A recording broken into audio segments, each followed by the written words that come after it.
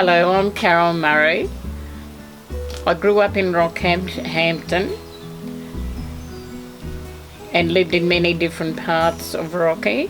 Noel and I married in 1956, and many years later we moved to Yeppoon. We were to go to Mara to live, and we were only coming temporary here for a holiday, but loved it so much I said no, we're not going to Mara. Mara was just starting up and didn't have a hospital. It had a school, but we decided against it. We loved the lifestyle here. After arriving, we settled in to the community, got involved in many different ways with a family of 8 children. Well, we had 6 then, but we had 2 more at the coast. We got involved with the church, Girl Guides, Boy Scouts, sporting things, developed our own hobbies, and then became a strong, ardent member of the community. My love of all is Girl Guides. I joined in 1974 and am still a member. I really don't go every week to Guides now. I am an international consultant, and it's become a way of life to me and my family. It's a way of life for women by women. I absolutely love the ethos of it, that anything you want to do, you can do. If you really want to achieve something, you can.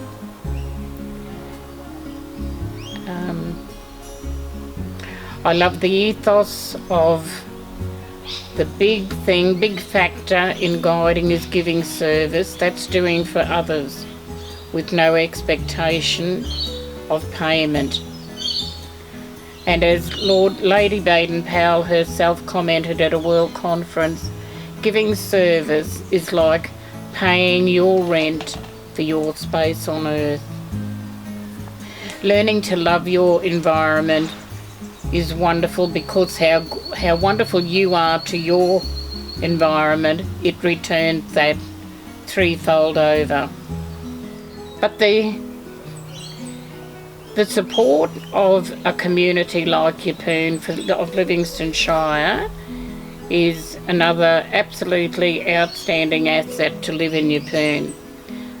Their support is just wonderful. Throughout the community, by joining in at the Development Centre, I became heavily involved in adult literacy and English as a second language, helping migrant people to assimilate with others. And it was absolutely wonderful to see the barriers that they got over themselves by becoming in charge of their language, learning our language to be able to live here comfortably, but also sharing their language with us and teaching us their method of cooking and their skills of many different varieties. And it was wonderful. At the Development Centre, we could go into the house and use their kitchen, and then we'd invite all the staff for lunch.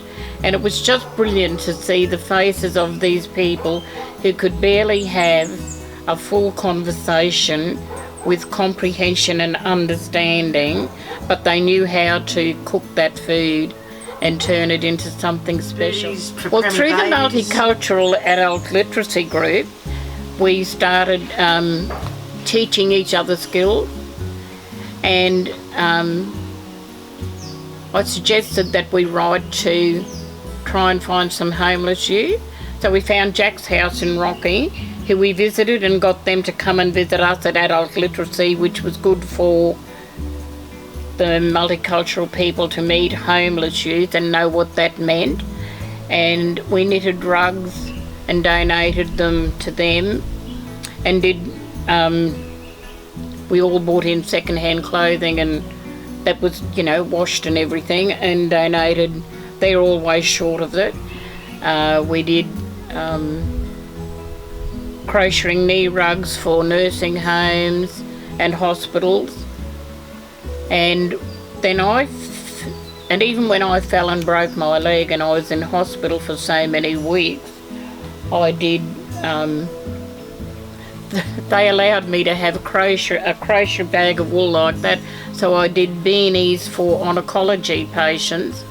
And then when David had come up and visit me, he'd take them up to oncology. And then a group of us did a batch of beanies for an oncology unit in New South Wales. I just think being in a community means a commitment to how can you do something, give of yourself. I like to treat people how I'd like to be treated myself, and I don't think that it costs you nothing to be nice, so why be nasty? To be a senior is to be honourable. Every grey hair I've got, love, I've earned. And I'm proud of it, because, we don't all live as long as we'd like. But to me, I thank God for the fresh air I breathe. I've got so much to be grateful for.